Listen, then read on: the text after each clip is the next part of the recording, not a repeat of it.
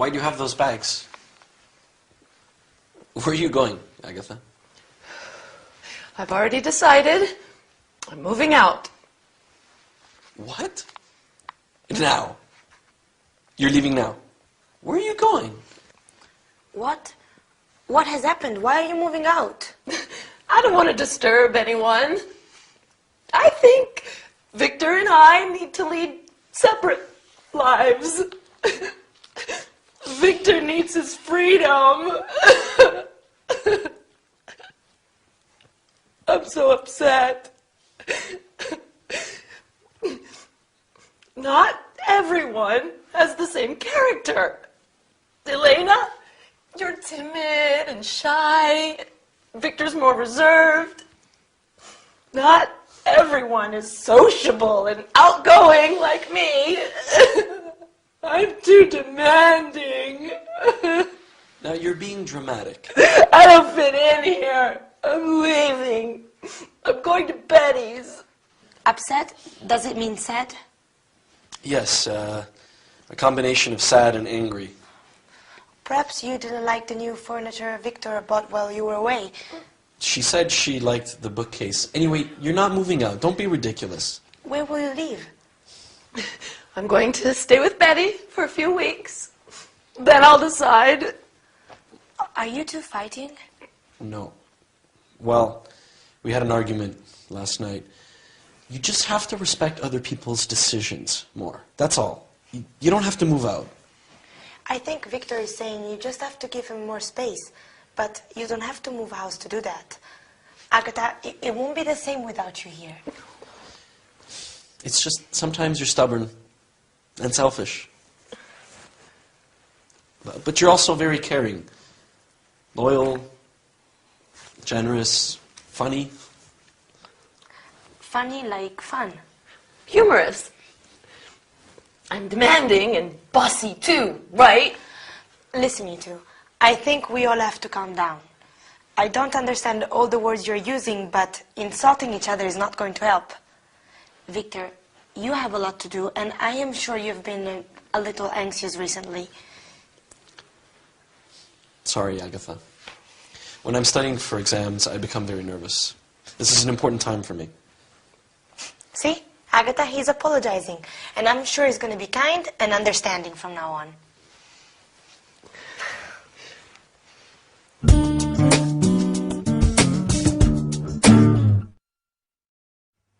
Hello everyone, welcome to your English lesson with me, your charming, kind and modest Gabrielle. That is an important part of our lesson today, how to describe people's character and personality. That was the problem in our sitcom, wasn't it? Victor and Agatha's personalities are too different, and that makes for a very difficult living situation.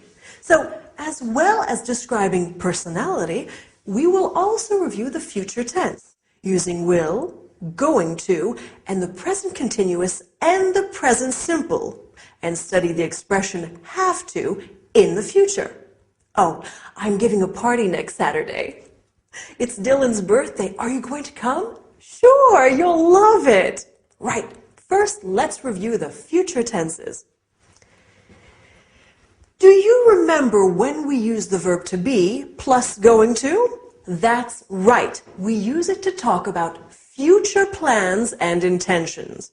Like when Agatha says, I'm going to stay with Betty. We also use it to talk about predictions based on what we can see at that moment. For example, saying, I think it's going to rain when you can see storm clouds. And when do we use will? We use it with offers.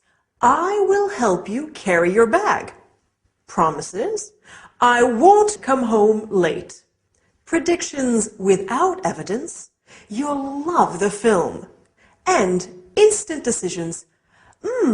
I'll have a ham sandwich. Now, to talk about the future, we also use the present continuous when we want to talk about future arrangements.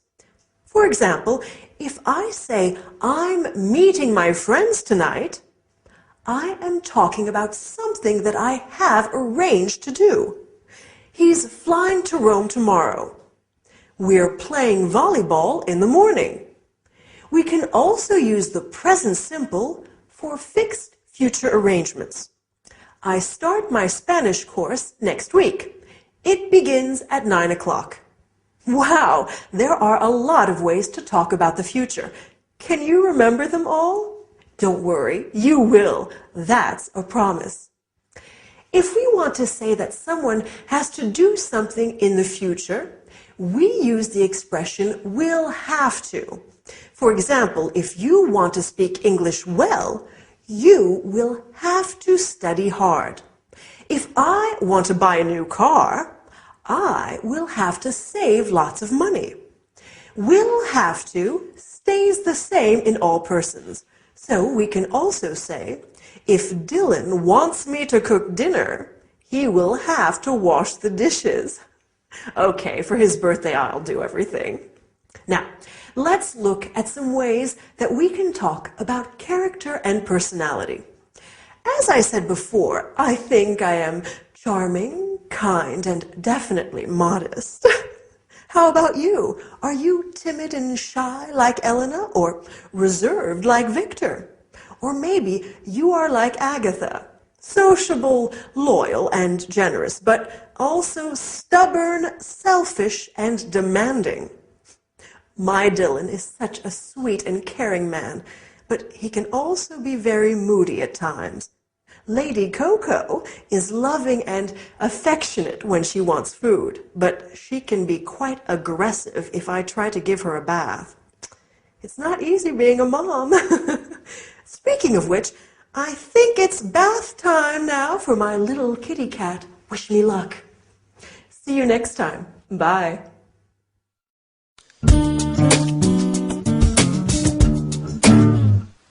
Did you get caught in the rain? Is it still raining?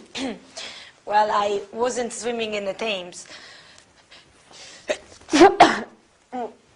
The rain started while I was riding back from class. It's still raining now. This weather's terrible. Come and get warm.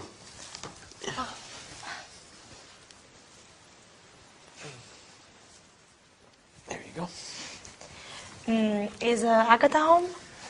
No, she was on her way to yoga when I came back from class. I hope you're not coming down with a cold. Your hair's still wet. Here, pass me the towel. I'll dry it for you. Thanks. That feels nice. Last night, when I came back from work, it was also raining. That's London. If you move a little closer, I can reach the back of your head better.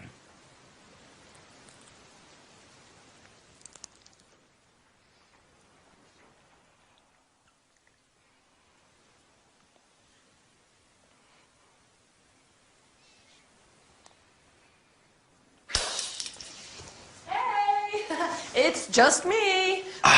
Are you okay? All's well. It's just the vase near the door, that's all. Oh. I have to make a phone call. I'll do it from the other room so I don't disturb you two there studying.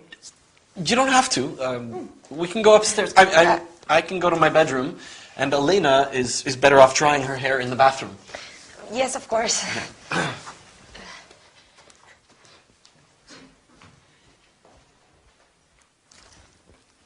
Oh, I have to tell Betty. I can't wait.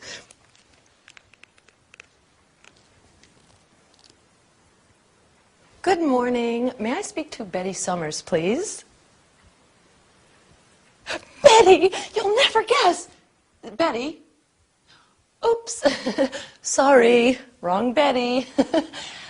Could you put me through to Betty Summers, please? She works in the accounts department on the second floor, extension 566. Yes, I'll hold. Thanks. Betty, you'll never guess what my little brother was doing when I came home. He was sitting on the sofa kissing Elena. No, they were definitely kissing. It wasn't just a quick kiss. They were kissing when I arrived home.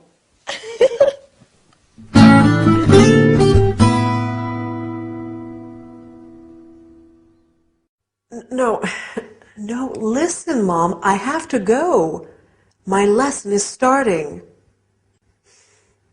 I'll call you back tonight. Bye. Sorry about that.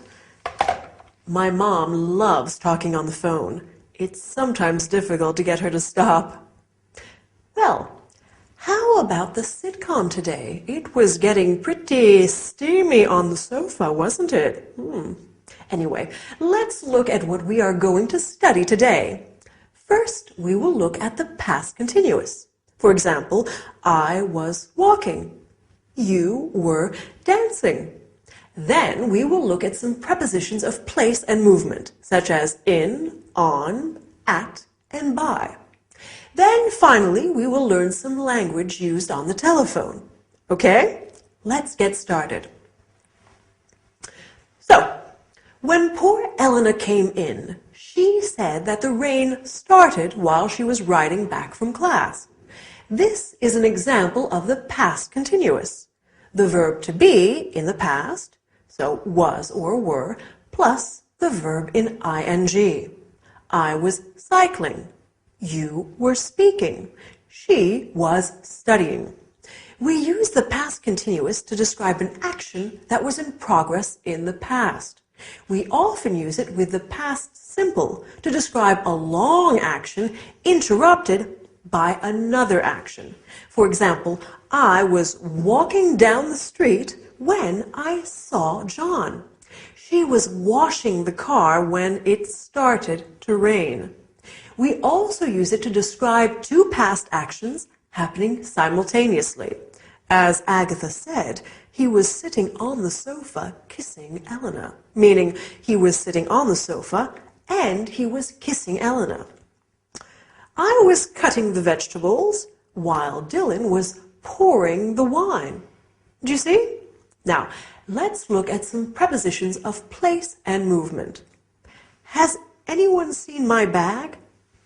Oh, here it is on the table. Oh, I'm so forgetful. I can't remember where I put my keys either. Oh, silly me. Here they are in my bag. I remember I put them into my bag so I wouldn't lose them.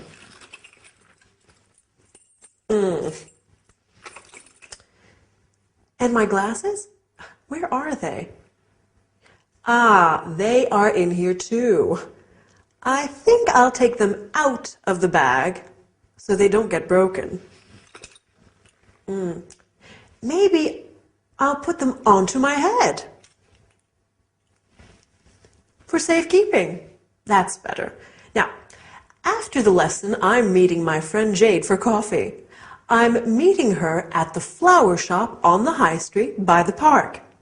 I hope I remember. You know what I'm like. Okay, finally, I want us to study some telephone language. Do you remember what Agatha said on the phone? She said, "May I speak to Betty Johnson, please?" This is how we ask for someone on the phone. Then she said, "Could you put me through to?" This is what we say when we are talking to a secretary or receptionist of a business and want to talk to someone specific. Please hold on. To be on hold means to wait to be connected to someone. You often hear some really dreadful music while on hold. We also have some important phrasal verbs in the English telephone language. To pick up is to answer the phone, and to hang up is to end the call. Okay?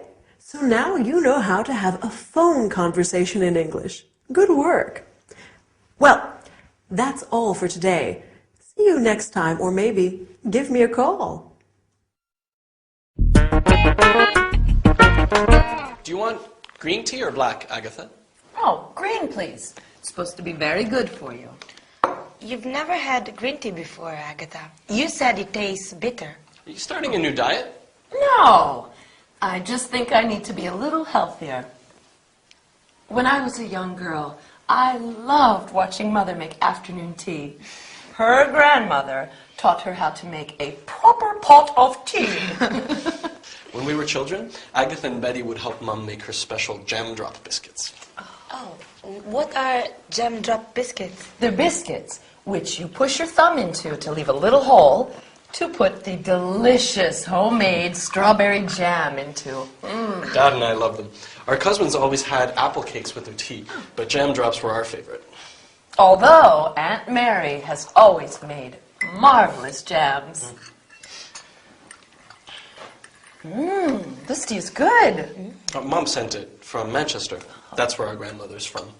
She goes often to visit relatives and old school friends. Oh, where are you two from originally? Well, Mom's family is from Manchester, and Dad's from the U.S. We spent our school years living with our dad's family in Arizona until he was transferred here with work. Then we lived in a flat in Flagstaff, and we used to visit our grandmother. Oh. On the farm, in the country. Okay, guys, I have something to tell you. I've just been to the doctor's and... Oh, is everything okay? You have been ill a lot recently. Have you taken those vitamin pills I left on the table? Victor, I'm pregnant. How long have you known? Have you told Harold? I've just spoken to him, although he's suspected for weeks. His transfer has just come through, and he's coming back to London for good. That's fantastic news. I wonder who that is. I'll go.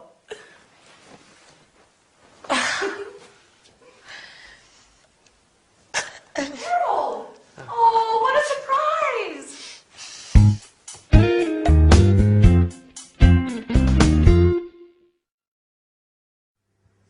Hi there! Big news for our friends in the sitcom today. No wonder Agatha is being so careful with her diet lately. And that's great news about Harold coming back, isn't it?